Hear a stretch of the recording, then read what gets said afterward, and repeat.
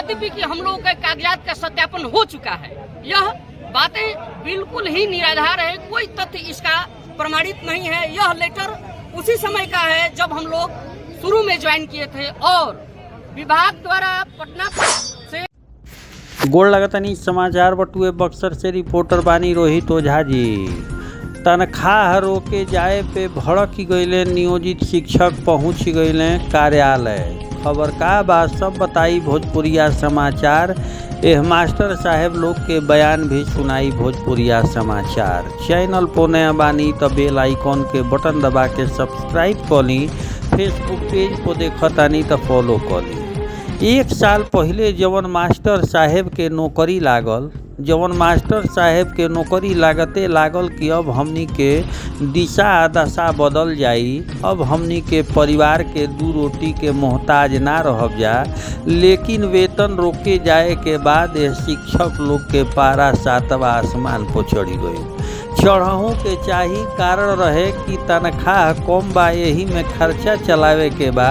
यही बीच एह लोग के वेतन रोक दिहल गईल। मामला ई बटुए कि 1 साल पहले एह लोग के नियोजित शिक्षक के रूप में बहाली भइल रहे, जेकरा बाद ई लोग के डॉक्यूमेंट वेरिफिकेशन करे खातिर सरकार के आदेश रहे, लेकिन कोनो कारणवश ई लोग के डॉक्यूमेंट्स वेरिफिकेशन ना भइल। अगस्त तक तो तनख्वाह मिल गई, लेकिन एकरा बाद आदेश निकलल कि यह लोग के जब तक वेरिफिकेशन नहीं हो तनख्वाह रोकल जाओ। जेकरा बाद यह मास्टर साहेब लोग बक्सर कार्यालय पहुँच के अपन बात रखे लागल। लोग कहल लोग कि तनख्वाह कम बा, खर्चा ज़्यादा बा, कैसे परिवार चली। यह लोग के कहनाम भी वाजिब बा। सरकार के ऐसा शिक्षक लोग पे ध्यान देवे के चाहिए। काहे से कि अगर वेतन रुक जाई तो घर के सब खर्चा रुक जाई। सुनी का कहता लोग का शेयर। मेरा मुद्दा यही है कि सरकार को इस तरफ भी ध्यान देना चाहिए कि ये सिर्फ फेस्टिव सीजन की बात नहीं है। हम लोग की सैलरी 22,000 रुपये महीने है। हम लोग ट्रेन टीचर होने के बाद भी अभी 2 साल तक हम ट्रेन में रखा गया। वो सरकार की जो भी पॉलिसी है, अभी हम लोग को नौकरी मिला, हम लोग कर रहे हैं। ये सिर्फ फेस्टिव सीजन का मुद्दा नहीं है, ये मुद्दा है कि आर्थिक तंगी की भी हो जाए। हर जिले से, हर प्रदेश से आके लोग यहाँ पे रूम लेके योगदान रहते हैं। बताइए कि 22,000 की सैलरी में आदमी अपना रूम का किराया दे, अपना खाने का किराया दे, कि अपने उस सैलरी से परिवार को भेजे। बात ये भी है कि अगर 22,000 हमें नहीं मिलेगा, हर महीने नहीं मिलेगा, तो हम अपने परिवार का खर्चा कैसे चलाएंगे। तो बात सिर्फ फेस्टिव सीजन की नहीं है। पहले आदमी भोजन ही नहीं करेगा तो त्योहार के खाक मनाएगा। तो सरकार अपने तो जो भी अपने सुख सुविधाओं के साथ कर रहा है वो तो अपनी काबिलियत के बल पर जो पाए हैं वो पाए। हम जो अपनी काबिलियत के बल पर पाए हैं वो हमसे क्यों छीना जा रहा है। चलिए, क्या नाम है आपका? मोहिनी मिश्रा। कहाँ पर पदस्थापित है? ऐसा है महोदय कि हम लोग यहाँ पे सभी शिक्षक बंधु हैं जो नवनियुक्त हैं। 2022 के छठा चरण में जो बहाली हुई है, उसी बहाली में हम लोग सब लोग नियुक्त हुए हैं बक्सर जिला में। सब अलग अलग प्रखंडों से बहुत दूर दूर से आए हुए हैं। हाँ, कोई 30 किलोमीटर से आ रहा है, कोई 35 किलोमीटर से आ रहा है। हम लोगों का सितंबर माह का वेतन एक डीपीओ सर के द्वारा जो है, जो जिला कार्यक्रम पदाधिकारी हैं स्थापना, उनके द्वारा एक पत्र निकाला गया, जिसमें ये निकाला गया कि नवनियुक्त शिक्षकों का वेतन छोड़ के, चूँकि उनका जो है प्रमाण पत्रों का सत्यापन नहीं हुआ है, उनका वेतन बाधित किया जाता है जब तक अगला आदेश न आ जाए।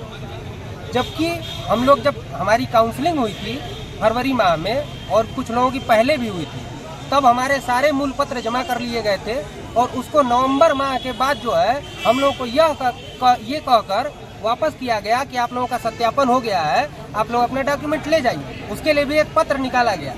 फिर उसके बाद हम लोगों का उस समय भी हमारा 6 महीने तक सैलरी बाधित था। और फिर जो है अभी एक पत्र मैंने इस लेटर में अटैच किया हुआ है, इसमें अभी डीपीओ साहब ने एक फिर पत्र निकाला कि हम लोगों का मूल प्रमाण पत्र सत्यापित नहीं हुआ है, तो अगले आदेश तक आप लोगों का सैलरी फिर रुका रहे। तो हम लोग यहाँ एकत्रित हुए हैं डीईओ साहब से मिलने के लिए, जो हमारे शिक्षा पदाधिकारी हैं, कि एक वो लेटर निकाले उस कार्यक्रम पदाधिकारी जो हमारे हैं, उनके लेटर को रद्द करने। ठीक है, क्या बात हुई? शिक्षा पदाधिकारी से मुलाकात हुई है, क्या बात हुई है? अभी हमारे जो है जिला शिक्षा पदाधिकारी से बात हुई है। उन्होंने मौखिक रूप से हमें बताया है कि सोमवार को कर दिया जाएगा। कोई लिखित रूप से हम लोगों को कोई जो है सूचना नहीं दी गई है। और ये हम अभी पहली बार नहीं आ रहे हैं, हमको 4 बार से मौखिक रूप से ये कहा जा रहा है कि आप लोगों का भुगतान हो जाएगा। ये आश्वासन पे आश्वासन, आश्वासन पे आश्वासन दिया जा रहा है और हम इसको चाहते हैं, हमें आश्वासन नहीं, हमें भुगतान चाहिए। क्योंकि ये फेस्टिव सीजन है और सभी इतने शिक्षक जो इकट्ठे हुए हैं, सब यहाँ जो भुगतान के लिए ही बाई पैसा सब नौकरी कर रहे हैं, तो सबको भुगतान चाहिए। सब कार्य किए हुए हैं, सब समय विद्यालय जाके बच्चों को जो है शिक्षण का कार्य किए हुए हैं, उसके लिए सबको भुगतान चाहिए। तो हम क्या नाम है आपका? प्रार्थना करना चाहेंगे,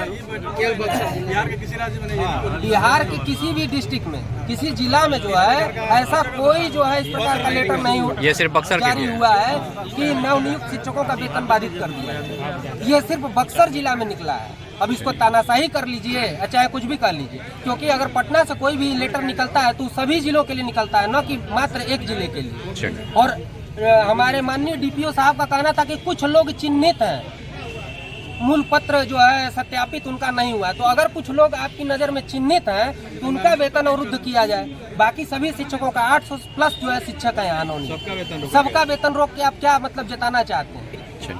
हम बस यही चाहते हैं कि हम लोग बहुत दूर से जो है यहाँ आए हुए हैं, इकट्ठा हुए हैं, कि हम लोग का वेतन भुगतान जो है वो अविलंब हो जाए, ताकि हम लोग अपना दशहरा का पर्व जो है खुशी पूर्वक मना सकें। क्या नाम है आपका?